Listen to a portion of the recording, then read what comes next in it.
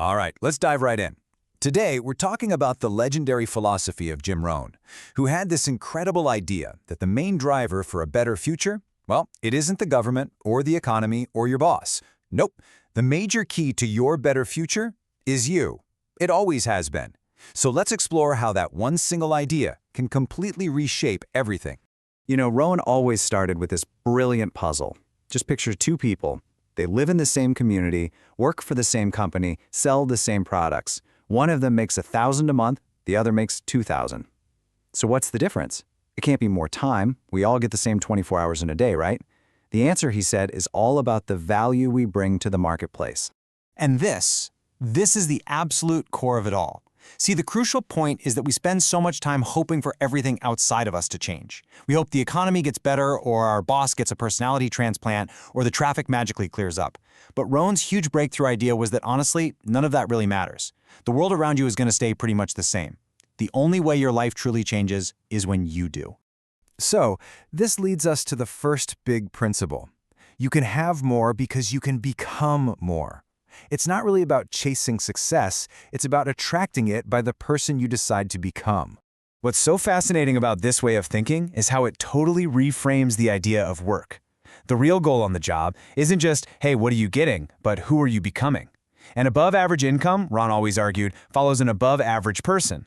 So you work on your handshake, you work on your smile, you work on your skills, your intensity, because your income will very rarely exceed your personal development. Okay, so to really understand how to grow, Rohn used this powerful metaphor. He said life and business are just like the changing seasons. And here's the thing, you can't change the seasons, but you can for sure change yourself. Let's break down what that means for each season of our lives. First up, winter. And let's be real, winter is inevitable.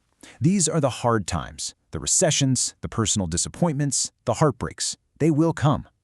The key isn't to sit around wishing it was summer. The key is to use the winter to get stronger, to get wiser, and to get better. Don't wish it were easier, wish you were better. And just as surely as winter comes, you know what? Spring always follows. Spring is opportunity. It's the time to act, to plant, to get busy. Because that chance, that window, it won't last forever. Now, seizing the spring, that takes intentional action. You have to be the one to plant the seeds if you want to harvest in the fall. You know, life is brief, and we only get a handful of these springs, so you have to get good at one of two things in life, planting in the spring or begging in the fall. So, you've planted your garden, the work's over, right? Nope, not even close. Now comes summer. And summer is the season of defense, because as soon as you create something good, you better believe the weeds and the pests will show up to try and take it. This points to a universal truth, doesn't it? Every garden must be tended. Every single value has to be defended. Success requires constant vigilance. You have to protect what you're building from all those negative forces that will absolutely try to tear it down. And finally, we get to the fall. This is harvest time. And the fourth lesson is to take full 100% responsibility for your results. If you did well, reap it without apology. If you did poorly, reap it without complaint. This, Rohn said, is the day you pass from childhood into adulthood.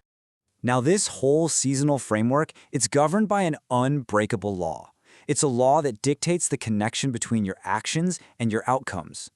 Yeah, the law of sowing and reaping, it's so simple, but it is so profound, and it works both ways, negatively and positively. If you sow bad habits, guess what? You reap bad results. If you sow good habits, you reap good results. But here's the really crucial part, the part we often forget, the multiplier effect. You always reap more than you sow. A few bad choices can lead to a whirlwind of disaster, and a few good disciplines can lead to a massive, incredible harvest.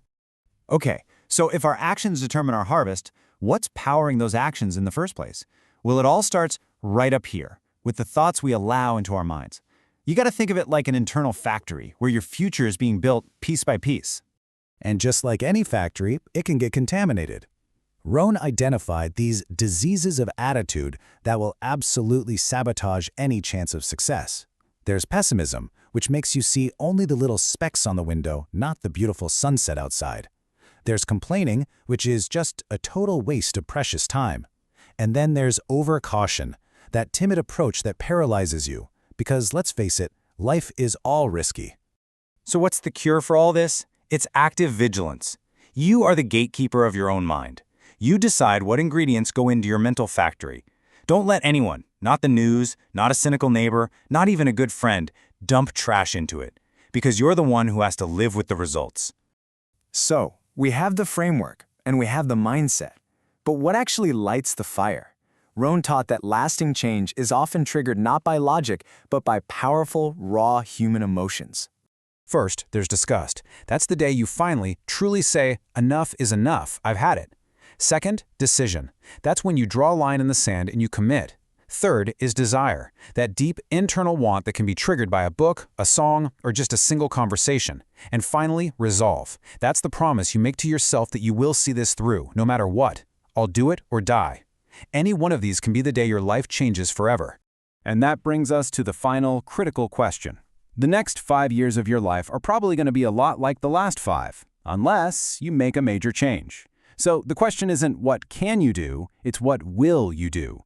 What's the one action, starting tomorrow, that will change the entire direction of your life? The choice and the power is all yours.